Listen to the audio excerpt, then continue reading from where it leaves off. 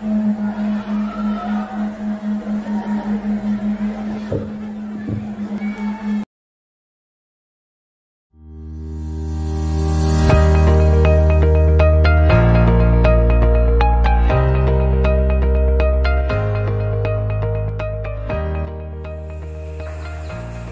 saudara dan saudari yang terkasih, saya Bapak Uskup Aloysius Murwito, Uskup Keuskupan Agats Asmat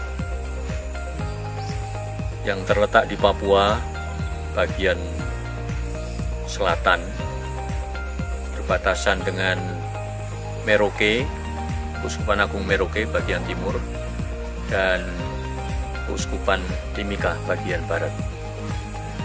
Satu wilayah yang seluruhnya merupakan dataran rendah sekali sebetulnya.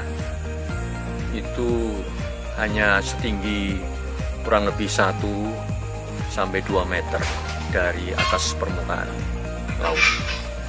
Daerah yang unik tapi juga daerah yang menantang.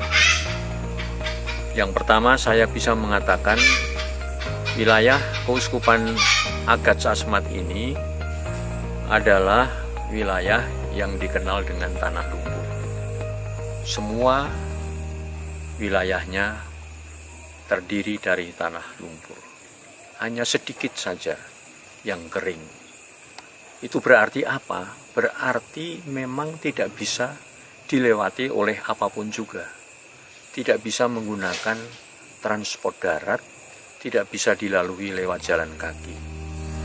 Semuanya harus menggunakan penghubung jembatan. Dan jembatan pada awal semua diambil atau dibangun dari bahan-bahan kayu. Di kota Agats sendiri sekarang dengan perubahan-perubahan dan kemajuan yang terjadi, sekarang Agats lebih dikenal sebagai tanah lumpur, tetapi juga tanah kota Agats yang dikenal dengan kota di atas jembatan beton sekarang ini, dulu jembatan papan. Dan ini mempunyai konsekuensi yang banyak. Bapak Uskup dengan rekan-rekan pastor, tapi juga hampir semua teman-teman dari pejabat-pejabat pemerintah, dalam pelayanannya menggunakan transport perahu atau perahu motor. Kebanyakan masyarakat masih menggunakan perahu dayung, dengan melewati sungai-sungai yang cukup lebar dan dalam. Di bagian itu selatan itu yang memangku laut itu masih menggunakan transport perahu motor yang harus melewati laut yang kadang-kadang tidak ramah, bergelombang, bahkan ombak, dengan segala risiko. Itu Asmat, hampir semuanya begitu daerahnya. Yang kedua yang ingin saya sampaikan, daerah ini masyarakatnya bukan masyarakat petani, bukan masyarakat nelayan, tetapi masyarakat yang disebut peramu. Kebanyakan mereka masih menggantungkan dari hasil alam. Mereka memiliki makanan pokok sagu dan ikan.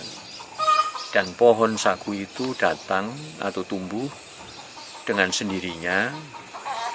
Ikan juga tanpa harus memelihara kolam-kolam ikan, itu ada sungai, ada laut. Itulah hasil bumi mereka, di mana bahan-bahan bisa diperoleh untuk makanan sehari-hari. Nah, ini semua juga mempunyai pengaruh, punya dampak. Karena dalam tanda petik cukup dimanjakan oleh alam, maka hidup mereka kurang ditantang dibandingkan dengan daerah, misalnya daerah pegunungan. Mereka karena tidak ditantang, itu gairah untuk maju juga menjadi susah, menjadi kurang.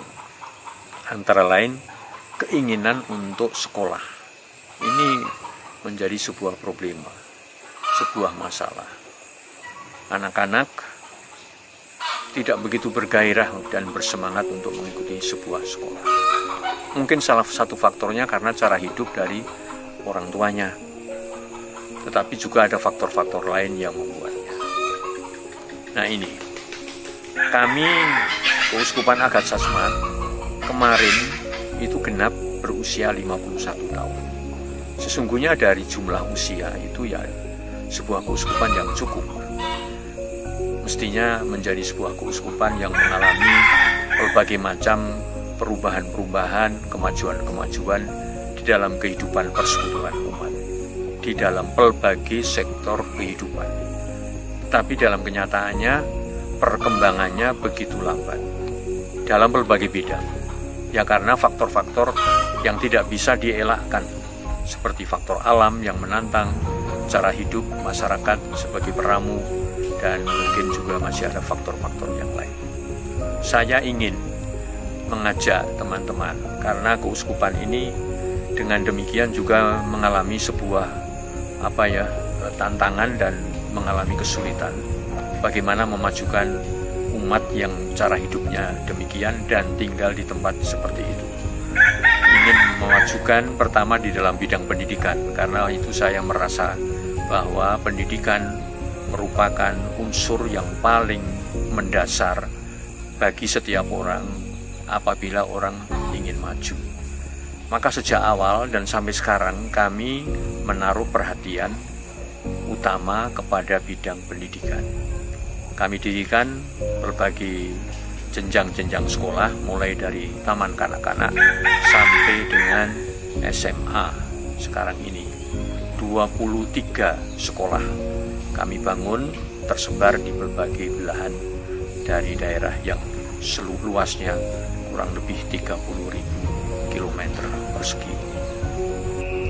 Dari jumlah sekolah sebanyak itu memang cukup berat untuk pengelolaannya, untuk menjaga, merawat, memelihara fasilitas-fasilitas, untuk membangun ruangan-ruangan, tambahan-tambahan ruangan, memperbaiki gedung-gedung sekolah, rumah-rumah guru, kemudian juga menambah tenaga-tenaga yang lebih memadai, lebih terampil, melakukan pembinaan tenaga-tenaga guru supaya lebih berkualitas, lebih bermutu dalam mengajar dan mendampingi anak-anak. Ini semua membutuhkan biaya, dan untuk itu dibutuhkan biaya yang cukup besar. Kami dibantu oleh berbagai pihak, namun kami masih merasa kurang, dan hampir setiap saat tenaga yayasan yang mengelola sekolah-sekolah kami mengalami kesulitan di bidang keuangan ini. Pada kesempatan ini kami mengetuk hati Bapak Ibu, teman-teman, barangkali bisa ikut berpartisipasi untuk memajukan anak-anak kita supaya tidak ketinggalan dibandingkan dengan teman-teman yang lain. Bagaimana menggairahkan anak-anak, menyadarkan orang tua, dan juga meningkatkan kualitas guru-guru agar supaya semakin tepat dalam pendampingan dan pengajaran-pengajaran mereka. Yang kedua yang ingin saya sampaikan juga ialah dalam bidang sosial ekonomi. Bidang sosial ekonomi juga masih rendah. Tadi saya sampaikan bahwa cara hidup masyarakat saudara-saudara kami dari Asmat ini adalah peramu. Tetapi sesungguhnya kalau dilihat dari sudut kesehatan, cukupnya makanan, kok saya memikirkan masih jauh daripada harapan. Saya sempat bersama dengan teman-teman mengajak teman-teman ini untuk mengunjungi rumah, dari rumah ke rumah, 2 stasi, 2 kampung. Kami bagi, lalu kami kunjung, dan kami melihat langsung rumah dari saudara-saudara kita ini. Mereka tidak mempunyai satu bekal cadangan untuk makan hari berikutnya. Jadi mereka ini barangkali karena cara hidupnya baru berusaha, kalau sungguh-sungguh itu perutnya kosong dan sebagainya, baru mencari. Tetapi makanan, cadangan makan yang berkesinambungan, yang selalu ada untuk 1-2 hari, ya mungkin ada sagu, tetapi setelah itu kalau sagu, pangkur sagu di hutan dan hanya cukup 2-3 hari, setelah itu kosong, dan kalau mereka tidak segera pergi, ya berarti memang dapur tidak ada cadangan makanan. Ini yang saya lihat, bagaimana menciptakan satu keadaan di mana mereka makanannya berkecukupan dan berkesinambungan. Ini menjadi sebuah tantangan juga bagi kami.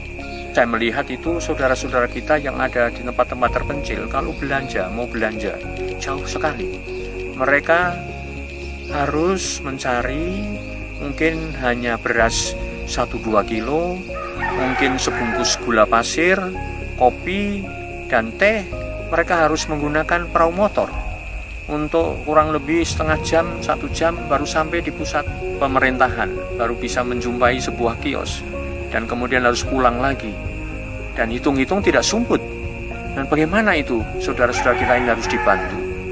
Nah, untuk itu kami minta kepada Komisi PSE untuk mencoba menciptakan satu fasilitas yang bisa lebih memudahkan saudara-saudari kita mendapatkan bahan makanan yang gampang tersedia di tempat itu.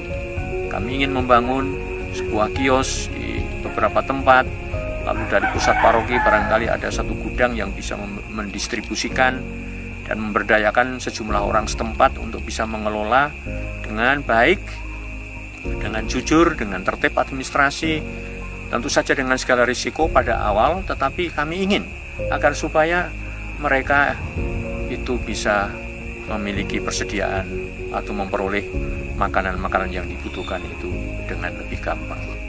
Nah, hal seperti itu kami membutuhkan fasilitas, kami membutuhkan bahan sembako untuk bisa disediakan, untuk itu juga perlu biaya. Nah, kami tidak memiliki satu dana untuk kegiatan-kegiatan seperti itu.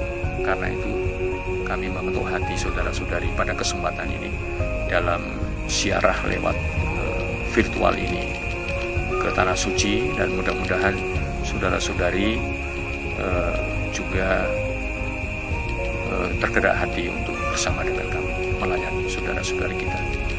Demikian, Tuhan memberkati dan Durmomo.